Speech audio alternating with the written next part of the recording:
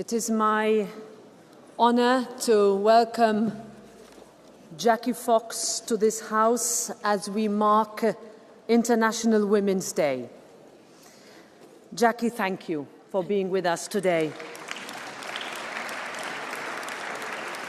Thank you for your courage and your inspiration. And before we begin, dear colleagues, I will invite you all to watch a short video about Jackie's story.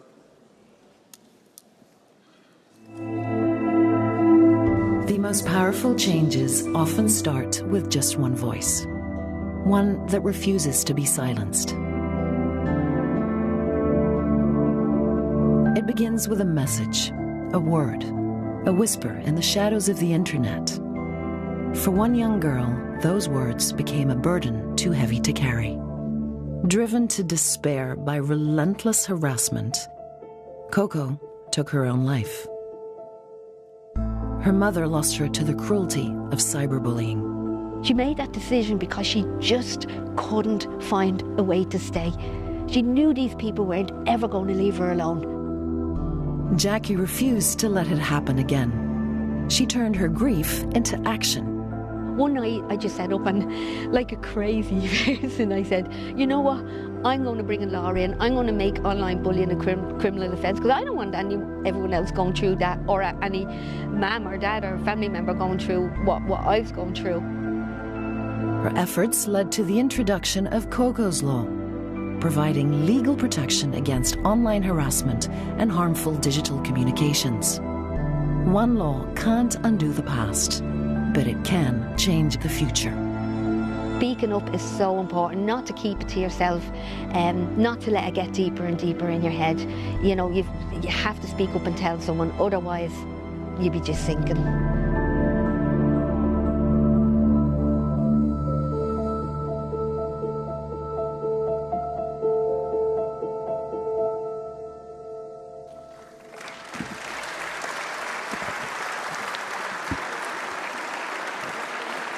Dear colleagues, as we mark International Women's Day, I want to speak about courage and about the unsung heroines whose determination is quietly and sometimes through the most painful of circumstances changing our world.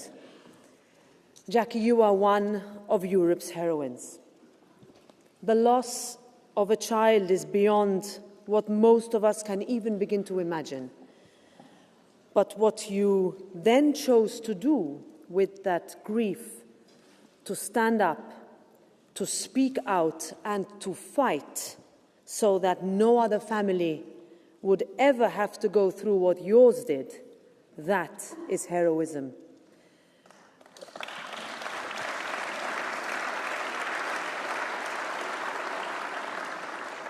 The result is Coco's Law, named after Nicole, which makes online abuse and the sharing of intimate images without consent a criminal offence. Since it came into force in Ireland in 2021, there have been over 200 prosecutions, and it is now inspiring other member states as a possible model for Europe as a whole.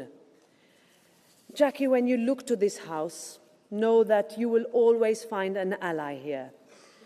Around 1 in 3 young people in the EU have experienced cyberbullying, and we know that it falls disproportionately on women and girls. That is why this Parliament adopted the first ever EU directive on combating violence against women, with strong provisions against the worst forms of online abuse. Online abuse corrodes the very fabric of our public life, driving women out of the conversations that shape our societies. This chamber is all too familiar with the threats, the harassment, the relentless pressure. But when women step back from public life, all of Europe loses out. This is why this Parliament voted to introduce proxy voting, removing a barrier that has for far too long forced pregnant members and new mothers to choose between their family and their mandate. But we also know there is more to do, much, much more. This House will always be a voice for women everywhere. And today, I want to specifically mention the brave women of Iran, who have stood up against one of the most repressive regimes in the world, armed with nothing but their own unshakable conviction that they deserve to live freely, without fear, and as equals. Their defiance has moved the entire world, and in these dramatic weeks they are in our thoughts, and we stand with them.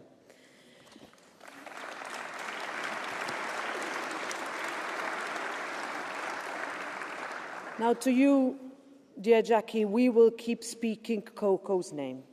Your family's courage is not invisible. This Parliament sees you, we stand with you, and we give you the floor.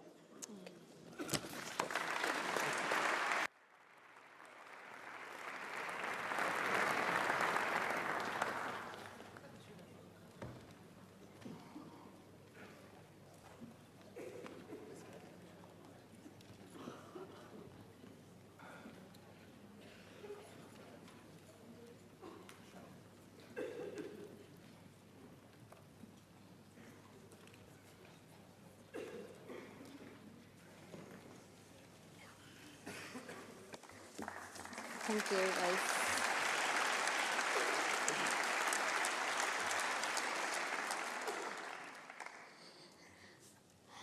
Okay, good afternoon to all who gathered here today. It is an honour to be invited back to Strasbourg. I stand before you with a heavy heart, but also fierce determination. My beautiful daughter, Nicole, was a vibrant, funny, bubbly young woman. She was the light of every room, with a huge smile, kind eyes, and always willing to help others.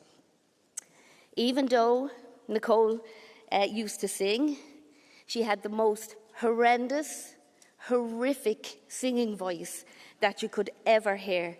But that never stopped her. She used to just sing her heart out. I had years of happy childhood memories with Nicole. Nicole never suffered from mental health issues or anxiety as she was growing up. That all came later on with the bullying. But Nicole, like so many others, were targeted by relentless physical and online abuse for 3.5 years. Why? Because of jealousy, drama, and because they could. Some of these were her so-called friends. It started with just one person, and this main girl, she targeted Nicole, but she was a coward. She couldn't target Nicole on her own because it's so much easier to target someone online when you have a group behind you. So that's what she did. She got a group of sheep, a group of followers to target Nicole because she couldn't do it on her own. And that's what a coward is. The physical attacks were they stuck cigarettes into Nicole's skin every chance they could get. They pushed her so hard into the corner of a table that they actually dislocated Nicole's hip. Next one. They dragged her down a flight of metal stairs by the hair until she reached the end. And they would also beat her up every single chance they could get. You know, she could only just have to walk down to the shop and she'd run into these people and they would just beat her up every chance they could get. They made a fake profile page on Facebook and they said that they were never going to leave her alone, that they were going to beat her up so badly and leave her on life support. But it was actually the online bullying that took Nicole away from me. Online, they told Nicole every day with the likes of WhatsApp and Snapchat and all other social media apps. They told her every day to die, go and hang yourself, slit your wrist, everyone hates you. Why are you still here? Encouraging Nicole every day to kill herself. They also sent her videos of a noose many times on how to hang yourself. From my funny, lively, bubbly little girl, Nicole, she started to spend so much time in her room. And this is where the self-harm started to happen.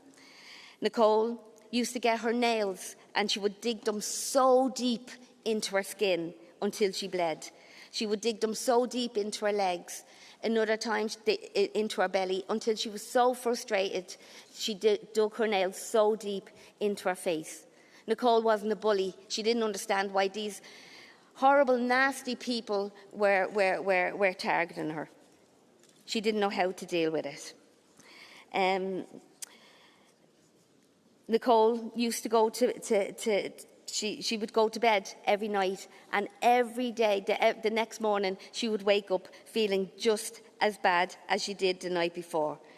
Nicole's anxiety got worse and worse, and every time she would always say to me, "What are they going to do next to me, ma'am?"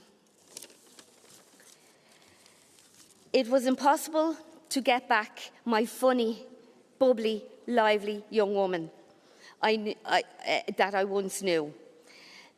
These people, these sheep and this nasty coward shared videos on WhatsApp. They shared a video of a girl, some random girl, and this girl had her face blurred out.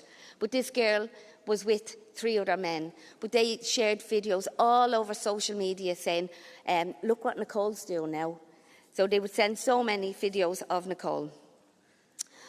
On the 18th of January 2018, myself and Nicole's 14-year-old brother arrived at home, and as we opened the door, right in front of us, Nicole had got the stepladder and the dog's lead, and she was hanging from the banisters into the hallway.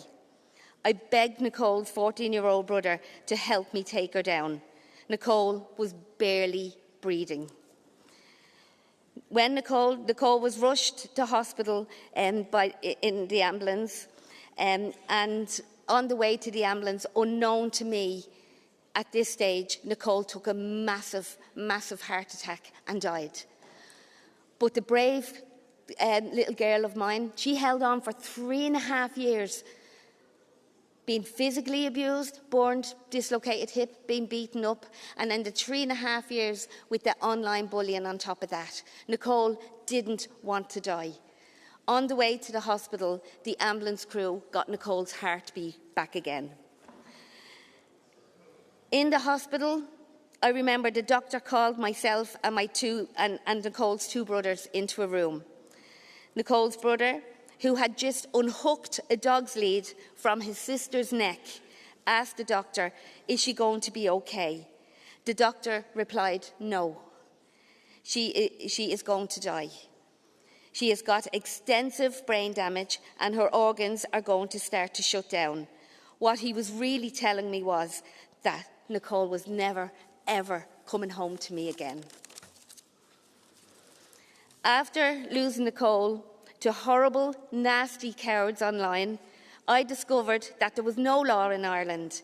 Even though social media was getting bigger and bigger, there was nothing in place to protect adults or children from these vicious attacks. I was horrified and sickened to learn from the police that the people who ripped the soul from my daughter's body will never, ever be prosecuted. I decided to go with my little girl one night. I was missing her so much. All I wanted to do was give her a hug, give her a kiss, smell her hair, touch her skin. And I missed everything about her. There was days that I couldn't even breathe with crying that much. Instead, I stayed for my boys. But to stay, I needed a focus, a plan, something to keep me here, something to get me out of bed every morning. So I decided to campaign to make online bullying a criminal offence. I had many protests outside Leinster House in Dublin. I had a huge march through Dublin City, and everyone brought a little single pink balloon in for Nicole.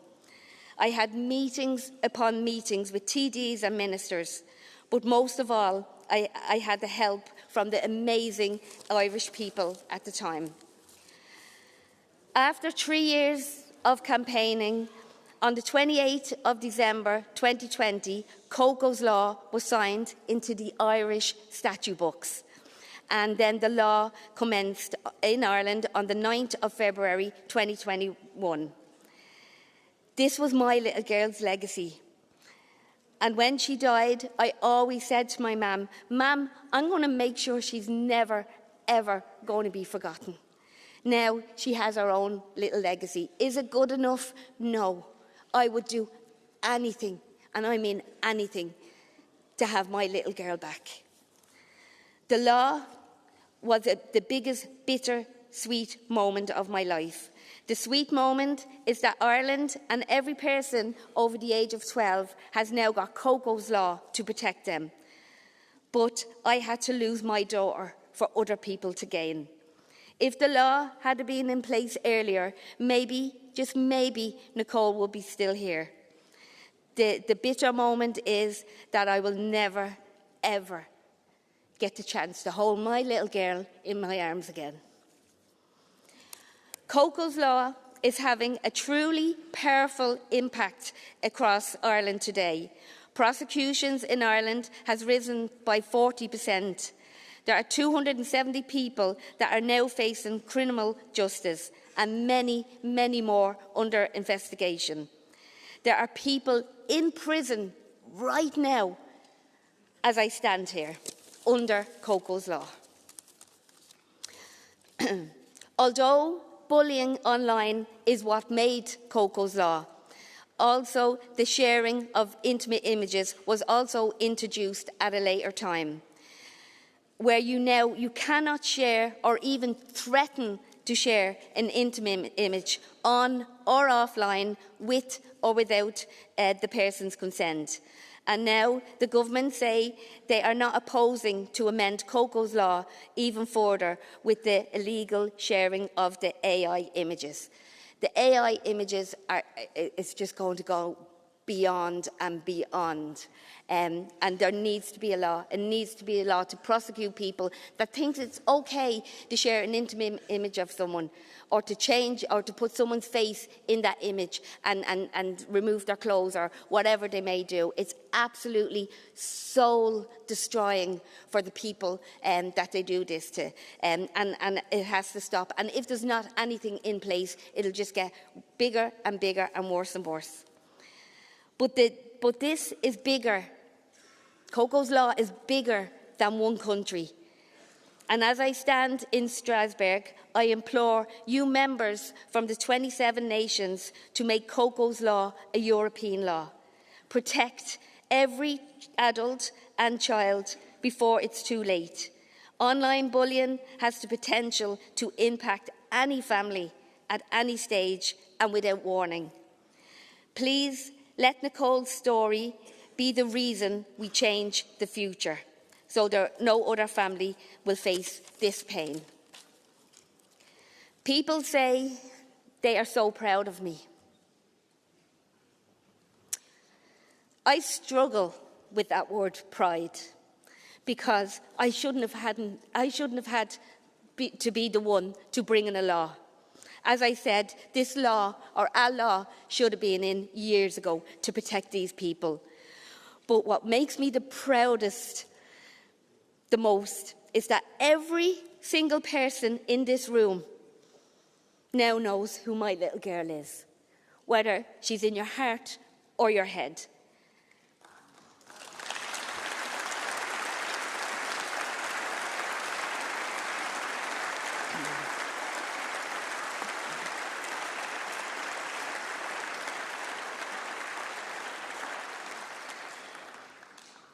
But the main thing, I know Nicole is proud of me.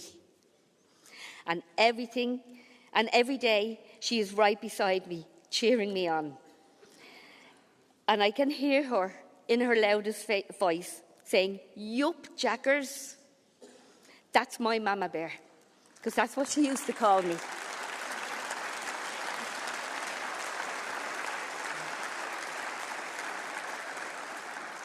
And to have Coco's Law at a European level would make me the proudest mama bear in the world.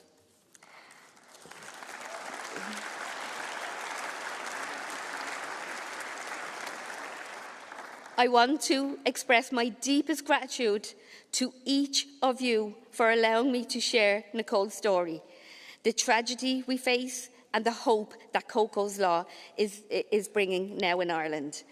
Your attention and support means the world to me. It's time to create real change. So please don't sit on it. Don't wait until this happens to your family. As I said, the bullying is getting shared around by younger. The bullying is getting younger and younger and destroying younger and younger victims. The intimate images, sharing the intimate images, it's soul destroying. But now with the AI, that's another big, huge thing that's coming along, and we have to stop it. We need so much to protect our adults and our children from this horrible creation that's happening. So I just want to say again, thank you so much to everyone here today and everyone that invited me over to let me share this story with you. Thank you.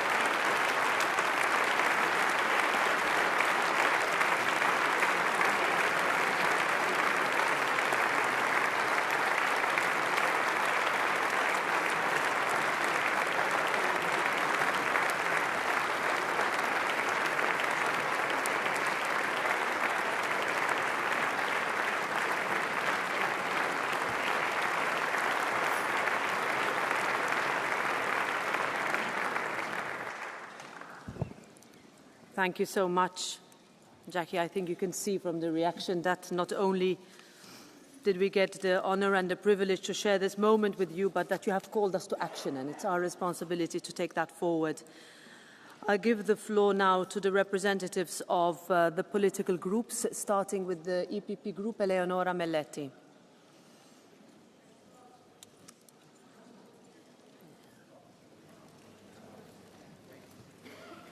206, yeah. Okay. Ευχαριστώ πολύ, κυρία Πρόεδρε. Thank you very much indeed, Madam President. I wish to address all of those who think that Women's Day is just a quaint little trimming, those who are almost bored to hear about our problems and to talk about equality, people who were talking on their phones and laughing as Jackie was talking. Your attitude is not directed at us, women. It's your attitude towards the mother who gave birth to you and raised you, your attitude towards your sister and the social inequalities she experiences, your attitude towards your daughter and the violence she may be suffering from her partner, your attitude towards your girlfriend, your wife, Jackie, Coco, other women, all of us.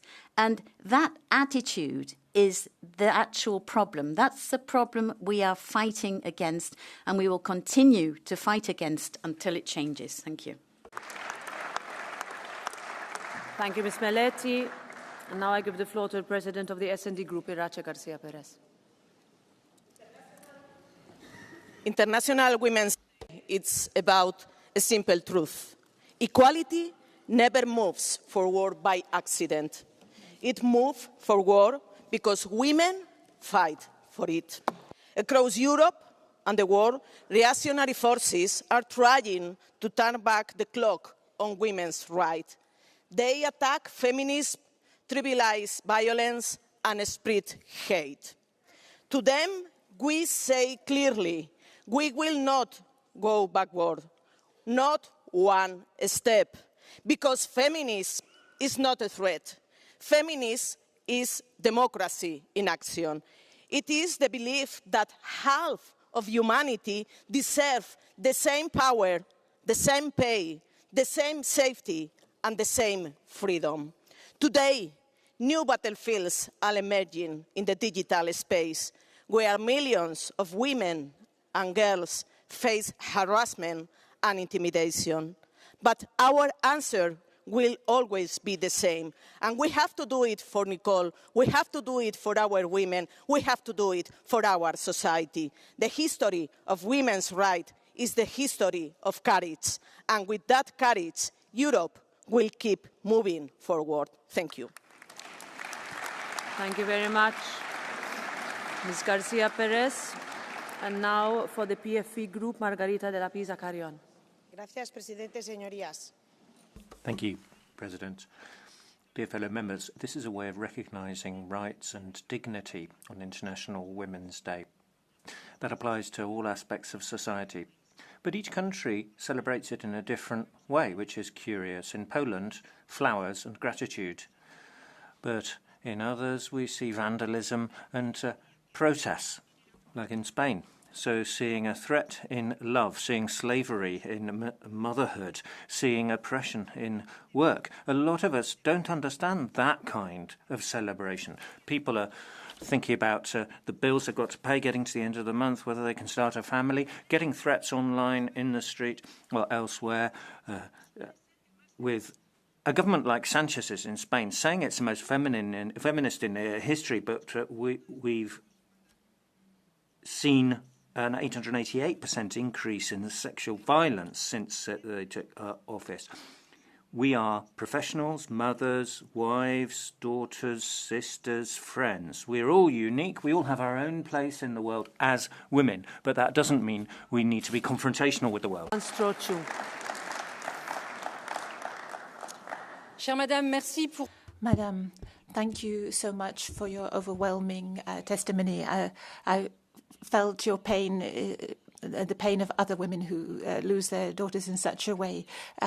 In 50 years, we've seen feminism being taken hostage by feminists trying to impose their beliefs, their ideology, leaving women and girls unprotected. Today, we're told that the so-called transgender movement the only dangers that women have to face. But where's feminism in all this? If nobody denounces sexual abuse, violence, rape, murder, when those who commit them come from abroad? Who denounces the dangers of migration for our women and girls? Where is feminism when you denounce the murder of Claire, Lola or Philippine? Where is feminism when in France we call for the dissolution of Nemesis?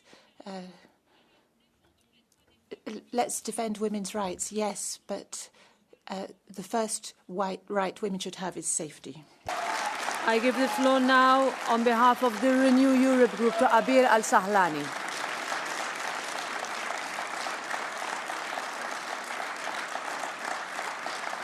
Go ahead, Abir. Today, we heard the story of Nicole Fox and the courage of her mother, Jackie. Their fight reminds us of a difficult truth. Violence against women does not always leave bruises and marks. It spreads through screens, through humiliation, through images weaponized to shame and silence girls and women, generated without consent and replicated at massive scale. What happened to Nicole was not an isolated tragedy. Across Europe, misogyny is organized and amplified online because that is exactly where the anti-gender movement thrives. A misogyny that is normalized by some in this House, who refuses to vote for women's rights every single time this Parliament decided to act. But Europe must act. Our laws must be enforced, platforms must remove abusive content faster, or rather never allow it to be uploaded. Digital violence against women must be recognized for what it is, violence. Thank you. Because girls in Europe must never pay that price.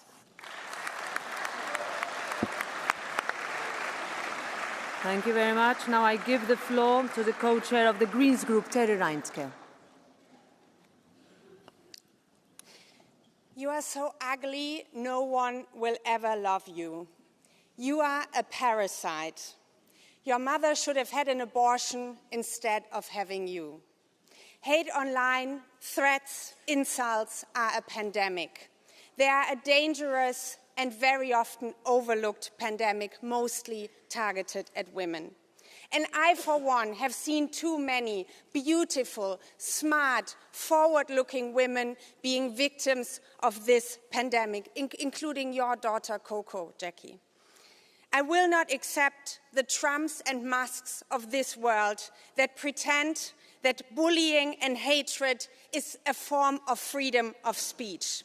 It is a perversion. Colleagues, it is a perversion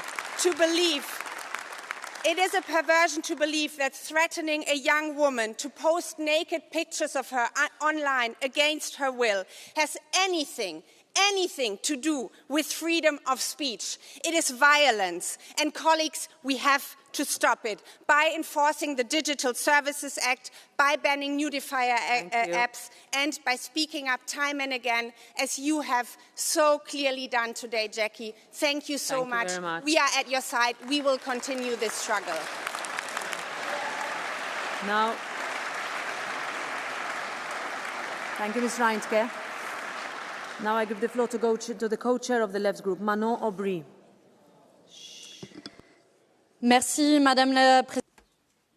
Thank you, President. We are so moved about Coco because it was the life of a young woman, so many women who face this on a daily basis, and we have to ask about the responsibility of the platforms in controlling the content.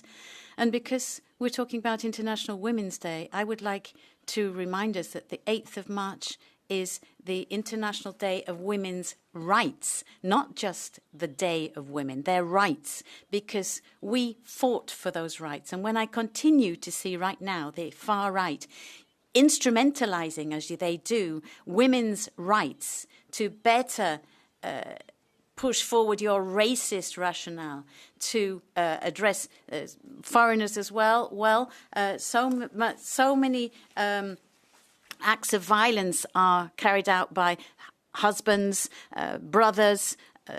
It's not religious at all, but yet we're letting the far right attack our rights. It's going against the rights for sexual rights as well, but we'll be onto you. Now, the last speaker on behalf of the ESN Group is Irmhild Bosdorf. It's on. Go Geben ahead. und nehmen. Giving and taking. That's the motto of Women's Day this year. A lot has been taken from us recently. Women can no longer move safely around their cities. Women can no longer decide freely about their own lives.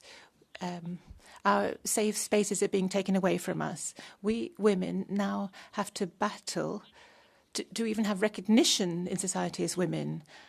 And what is being given to us in exchange? A woke LGBTQIA plus agenda that distorts the image of women out of all recognition, in illegal migration that has marked our cities where we now feel unself and we don't feel at home anymore. I can tell you what we would like to receive as women. We would like a policy for women that make women visible again, and remigration in millions.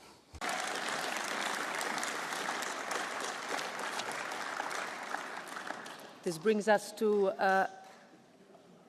would you like to take the floor now in this session? Okay, go ahead, Ms. Spanta, quickly, please. Thank you.